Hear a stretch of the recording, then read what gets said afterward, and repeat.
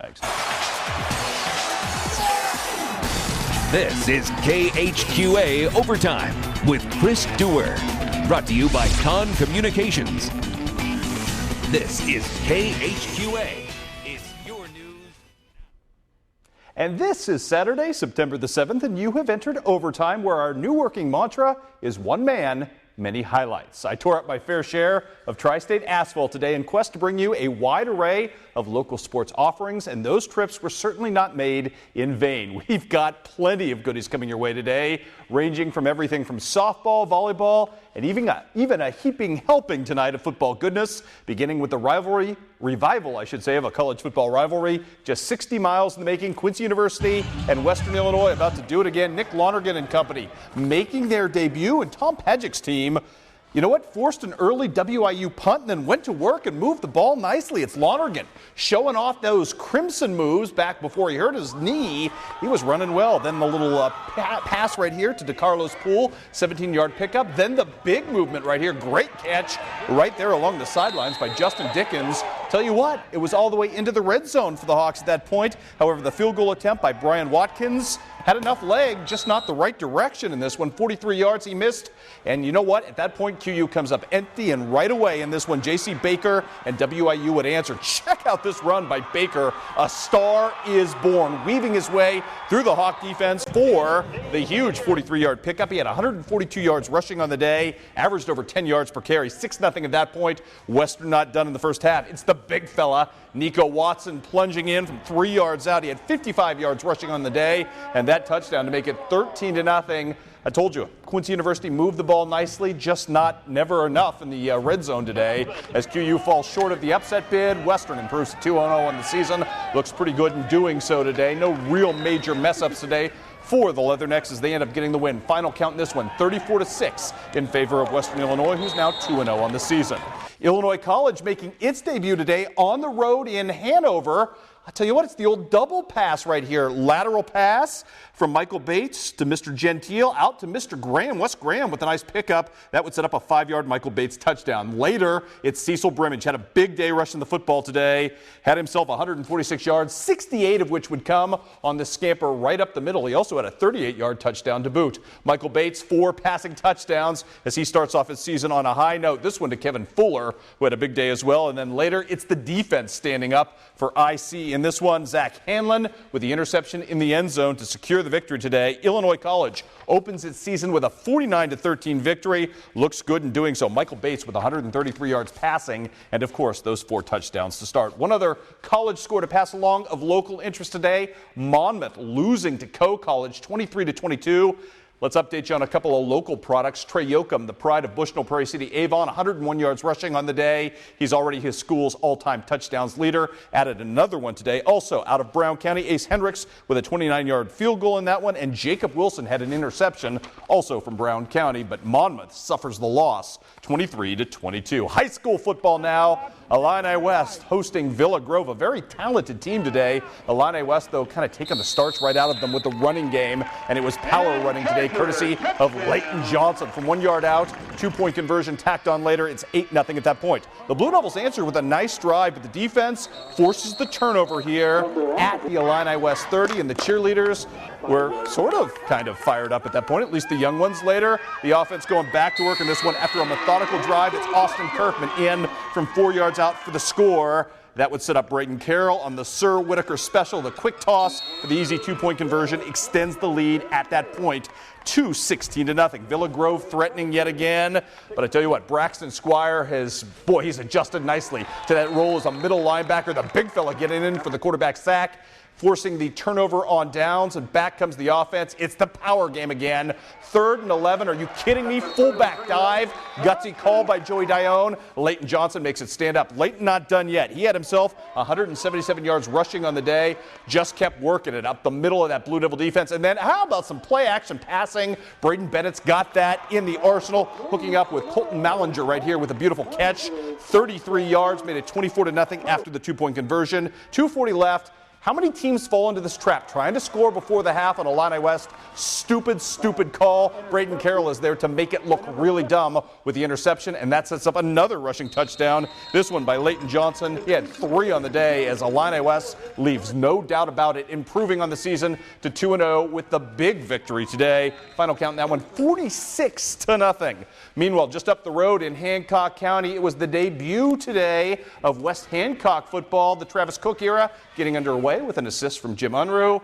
Already 29-0 in favor of Elgin St. Edward in the second half. First play offensively from scrimmage for Elgin St. Edward, a 46-yard passing bomb. Tell you what, Elgin St. Edward had plenty of goodness offensively today.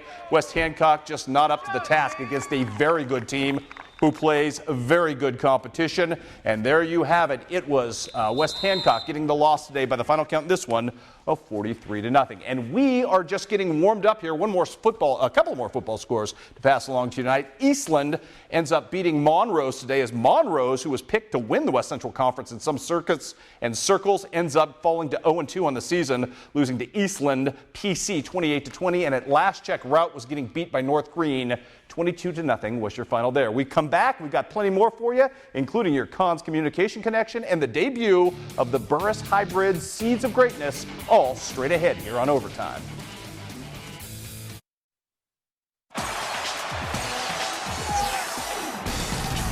You're watching KHQA Overtime with Chris Dewar, brought to you by Con Communications. And welcome back to Overtime, everybody. Let's start you off with a couple of soccer scores from the city of Quincy today. Quincy Notre Dame, which has been having a bit of a slump scoring goals, gets off the schneid. Started 3 minutes in with a Cooper Reese PK. Aubrey Reese added his second goal, or a second goal, I should say, with 11 minutes left in the ballgame. And Quincy Notre Dame finds its way back into the win column, picking up the victory today by the final count of 2-1. Quincy High School at home today. Riley Roth, Evan Curran.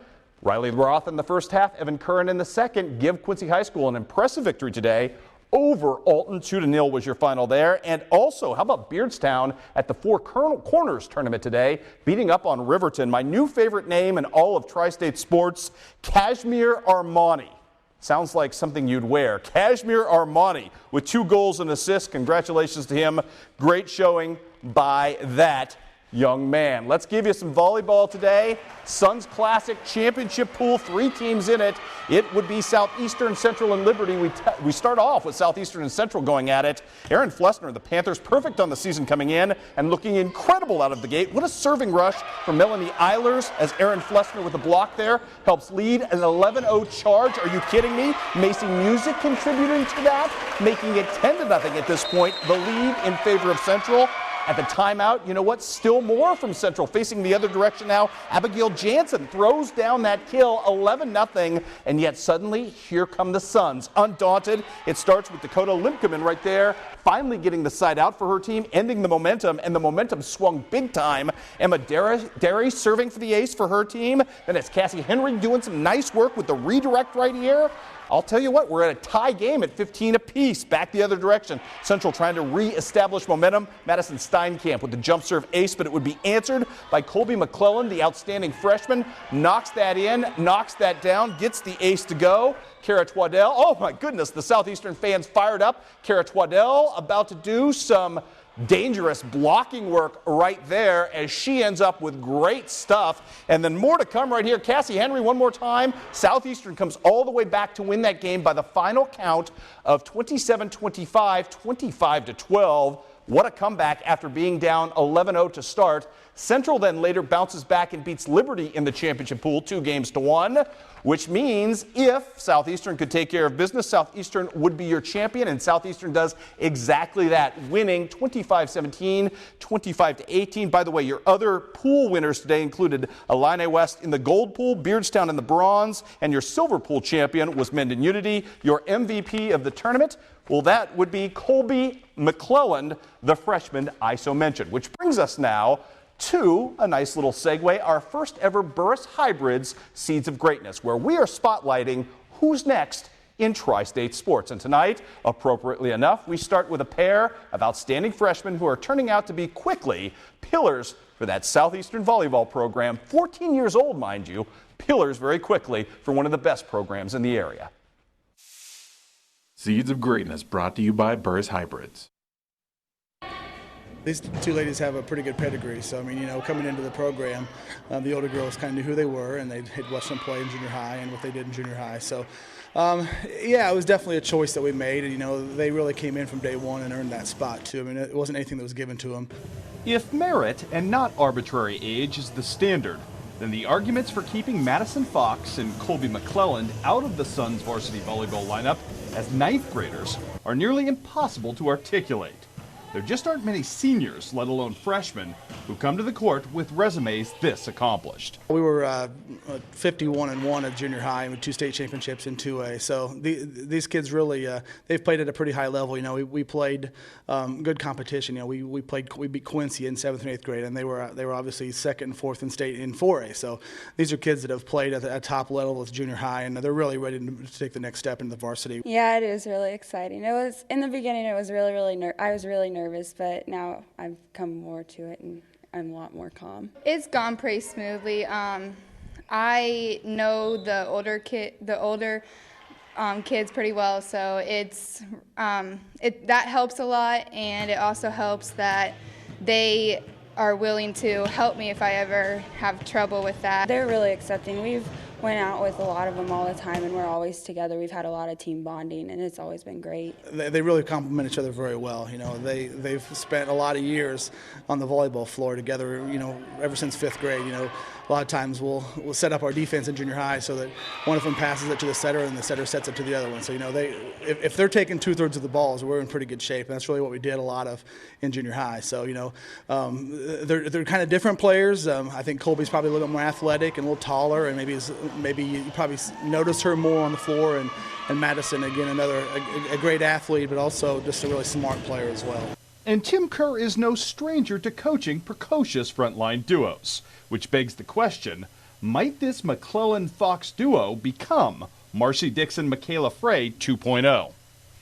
That comparison has come up more than once over the last few years. It's a great compliment to both sets of pairs. Marcy and Michaela did their thing basketball-wise and volleyball-wise, and Madison and Colby are going to do the same thing. I think I just look for them both to be just huge contributors. I remember when Marcy and Michaela were done their senior year, I'd have all kinds of fans and coaches from other schools say, "Aren't these two done yet?" And I think you're going to find that by the time Madison and Colby are done in 4 years, I think the community or the surrounding people are going to be ready for them to go on into bigger, better things. Nice. And we'll have more volleyball for you in just a second here on Overtime. Let's do some other fun today. In tennis, congratulations to Unity's Nikita Berger, who's just a freshman. She ends up finishing 5th today in the pool play at #1 singles at the Sacred Heart Griffin tournament, going 3-1 in the process. Let's give you some softball. Knox County tournament today. Oh, it's Knox and Brashear in the prelims, and Lauren Dale failed in her quest for a 3rd straight no-hitter, but struck out 14 today in a 7-1 win here over Brashear. Sticking with the highlights, Canton and Kirksville now going at it. Clint Smith's Lady Tigers trying to stay hot, but in an early pickle down 3-0. That wouldn't last. Kaylee Gaither's defense bailing her out right here as Jensen Crenshaw behind the plate makes the smooth grab and gets some defense going. Immediate answer in the bottom of the first with 2 aboard. Bailey Hoeing. Oh, she massages the third base line for 2 ribbies there. Then it's Brittany Bearhorse taking a similar approach in the attack.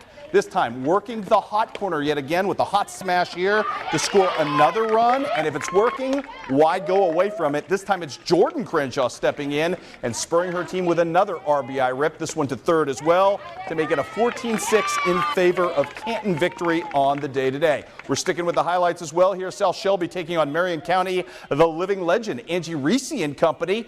Getting a big pitching boost in this one from Alex Fenton to take an early 5-1 lead. Marion County trying to answer back, maybe a little defense this time. Some of the best accidental defense of the year from our girl Devin Johnson, falling on second base, getting the out. But South Shelby advances on into the semifinals today to eventually lose to Knox County. Also Scotland County takes out Canton. So in the championship game today, it would be Knox County and Scotland County, and Laurendale gets it done yet again today. She pitched 20 total innings today, struck out 38 batters. What an excellent effort for her. Certainly Athlete of the Week type honors in store for her somewhere this week as she gets the big win. Elsewhere today at the Putnam County Tournament, congratulations to Clark County, a winner over Monroe City 5-0 to take fourth place. Jenna Bergman with the complete game shutout in that one. Megan Euler in that game with a 2-run homer to spur her team to victory. Also on the docket today, want to pass along a softball score in extra innings as Mark Twain beats Macon in 10 today.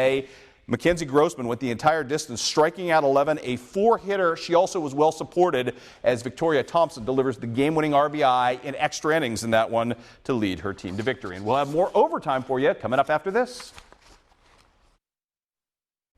Time now for our Kong Communications Connection of the Week. You know the drill at this point.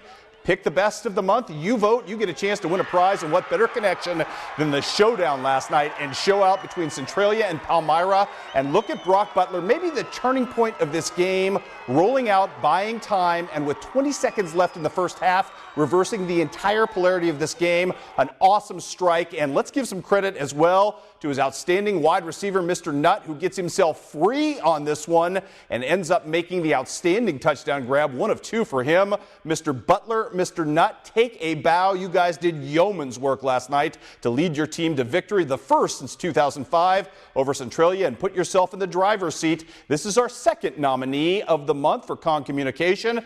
Obviously, Brady Crane's outstanding run from Rushville Industry, your other choice at this point. At the end of the month, go to connecttristates.com for your chance to vote on the winner for the month and your chance to win a prize package from Kong Communication. Other scores tonight from the college docket. Let's give you some of those. We'll start with soccer. On the women's side, the news not good for Hannibal LaGrange, nor is it good for Culver Stockton, which drops a 3-2 decision at Lindenwood Belleville. On the men's side, the news not good for Western Illinois either as they lose 2-1 to Green Bay. A couple of other college notes I will give you quickly here. No scoreboards for them, but the Quincy University men's tennis team started the fall with a great showing from Ian Hincamper, the Q&D product. They didn't keep team scores, but Ian swept all of his singles matches on the day. There were 4 of them that he ended up winning. The Quincy University women's volleyball team split 2 matches today, beating Ouachita Baptist University 3-0, or actually losing Ouachita Baptist 3-1 after beating Southeastern Oklahoma State University by the final count of 3-1 as well. Let's do some college football if we can now. Start you off with the Illini. They were not expected to compete well with Cincinnati today.